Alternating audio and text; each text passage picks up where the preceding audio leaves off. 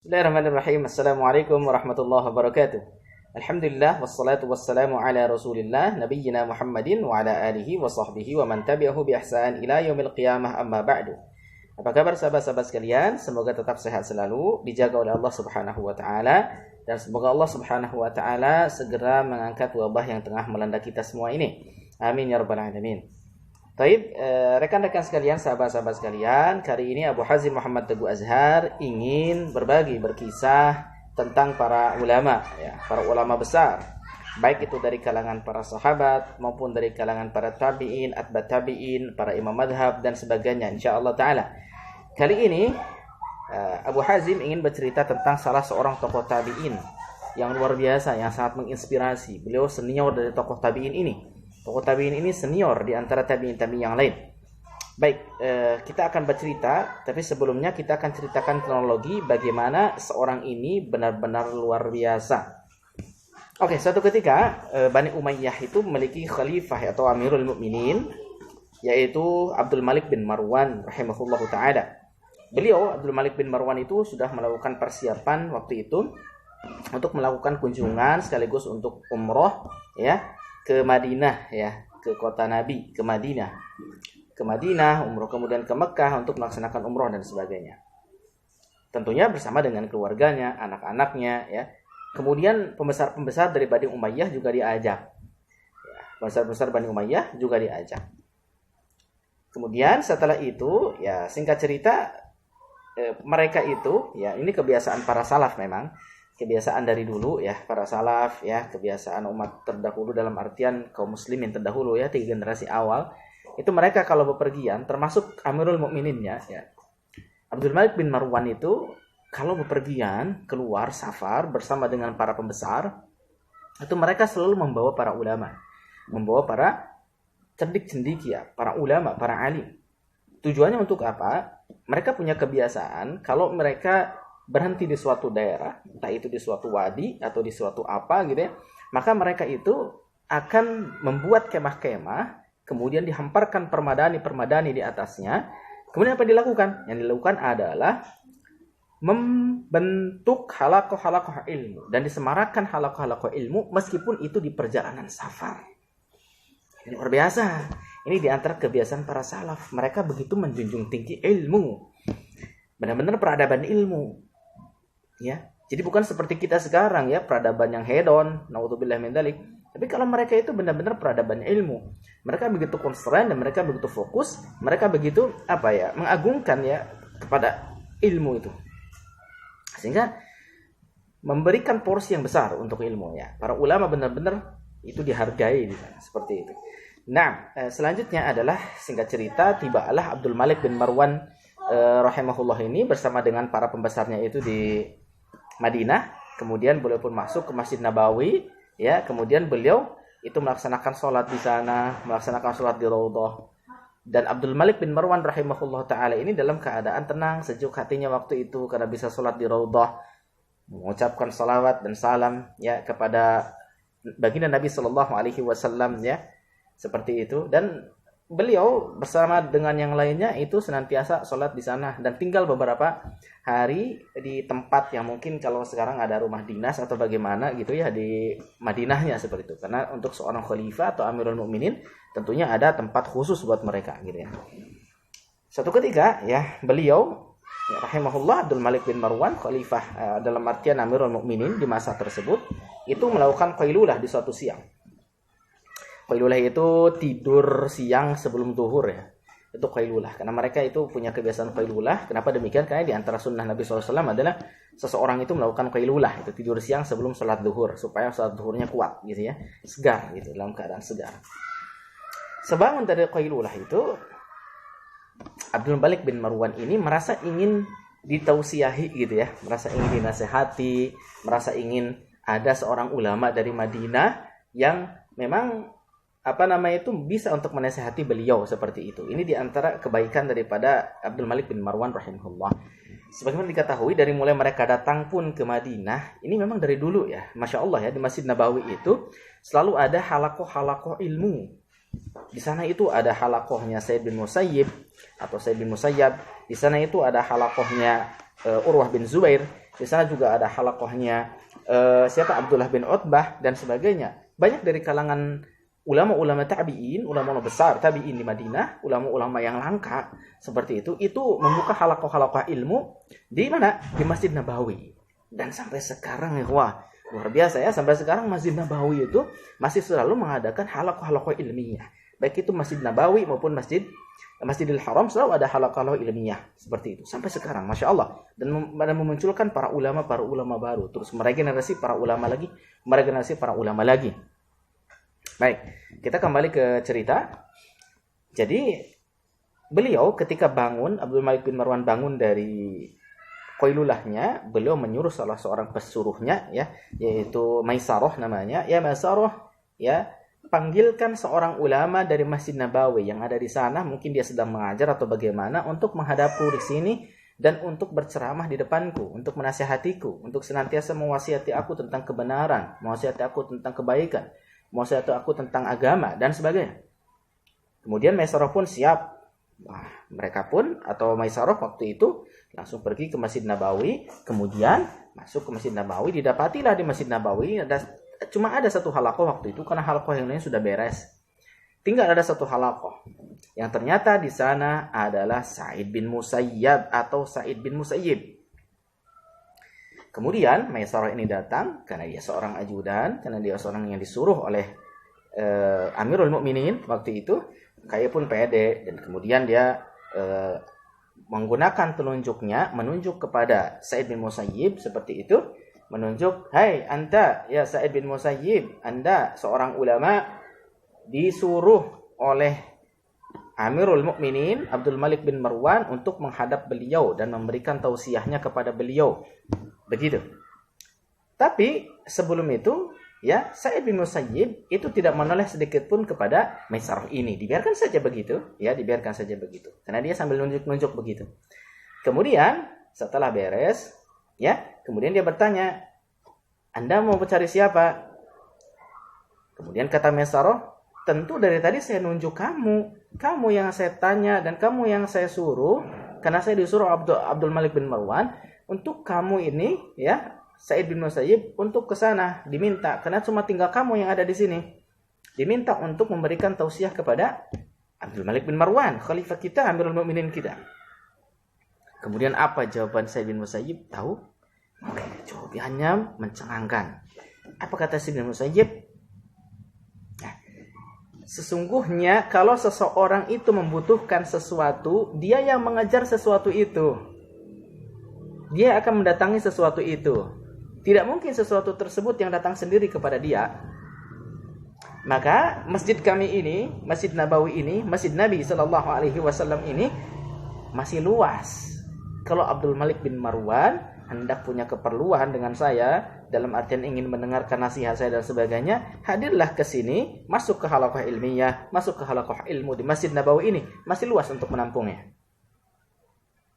Luar biasa, teman-teman.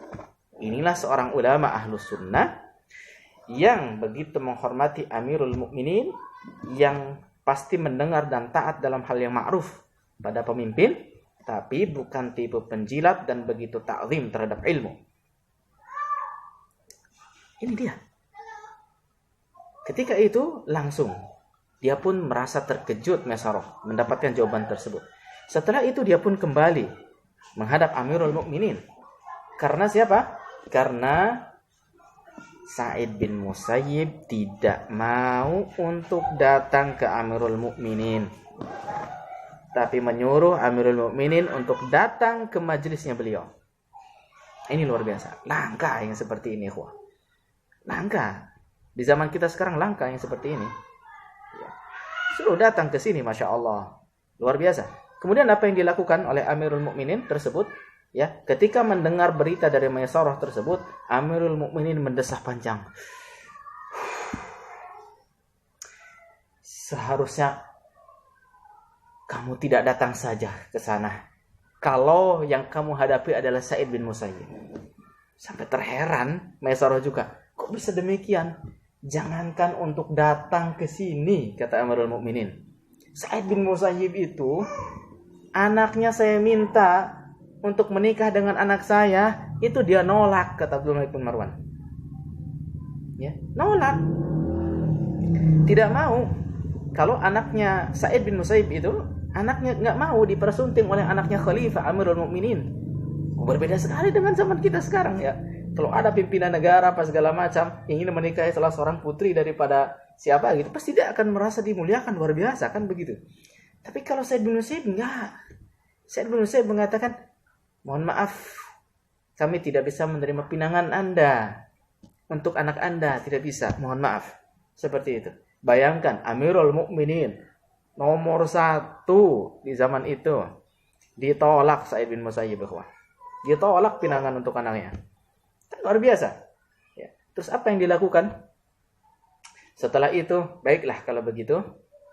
Ya, Sa'id bin Musayyib ini akhirnya membuat anak dari Amirul Mukminin Abdul Malik bin Marwan ini merasa aneh ya. Kok ada aneh orang seperti ini? Bisa-bisanya dia menolak Khalifah Amirul Mukminin.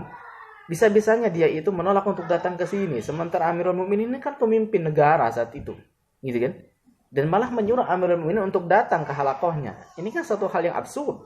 Suatu hal yang aneh. Gitu kan? Tapi apa yang terjadi kafilah sekalian? Sambil bercerita antara anak yang satu dengan anak yang kedua dari Abdul Malik bin Marwan, sampai di antara mereka juga Maisarah waktu itu, karena mereka keheranan dengan sikap daripada Sa'id bin Musayyib, tiba-tiba ada yang datang lewat seperti itu. Dia itu di antara penduduk Madinah, jadi ada yang datang seperti itu dan sedikit menangkap pembicaraan. Dia katakan, "Ya Amirul Mukminin," dan yang lainnya seperti itu, ada anak-anak Amirul Mukminin, "tidak usah aneh dengan Sa'id bin Musayyib itu. Dunia itu di depannya sudah nggak ada apa-apanya. Di depannya sudah nggak ada apa-apanya. Buktinya apa? Dia itu dulu. Kenapa? Kalau kalian mau ceritanya, saya akan ceritakan," kata dia. Dia itu dulu ketika Amirul Mukminin datang, ya, Amirul Mukminin itu ditolak pinangannya seperti itu. Tahu apa yang dilakukan oleh Sa'id bin Musayyib setelah itu? Ternyata yang dilakukan Sa'id bin Musayyib itu dia menikahkan putrinya dengan Abu Wada'ah. Siapa Abu Wada'ah itu? Abu Wada'ah itu pemuda yang baik, yang soleh, tapi miskinnya luar biasa. Pemuda ini sering menuntut ilmu di Masjid Nabawi, di majelisnya Sa'id bin Musayyib. Abu Wada'ah ini adalah seorang yang fakir, tapi dia rajin menuntut ilmu kepada Sa'id bin Musayyib dan akhlaknya bagus, agamanya bagus. Suatu ketika Abu Wada'ah ini tidak bisa hadir ke Sa'id bin Musayyib. Tidak bisa hadir untuk menghadiri kajian beberapa hari. Sa'id bin Musayyib mencari kemana Abu Wada'ah seperti itu. Kemudian ternyata didapati Abu Wada'ah tersebut istrinya baru meninggal dunia dan dia disibukkan oleh hal tersebut. Ketika ditanya, "Abu Wada'ah, dari mana kamu? Beberapa hari tidak masuk, beberapa hari tidak menuntut ilmu." "Istri saya meninggal dunia ya Syekh. Saya kesibukan dan sebagainya seperti itu sehingga saya baru hadir lagi di sini."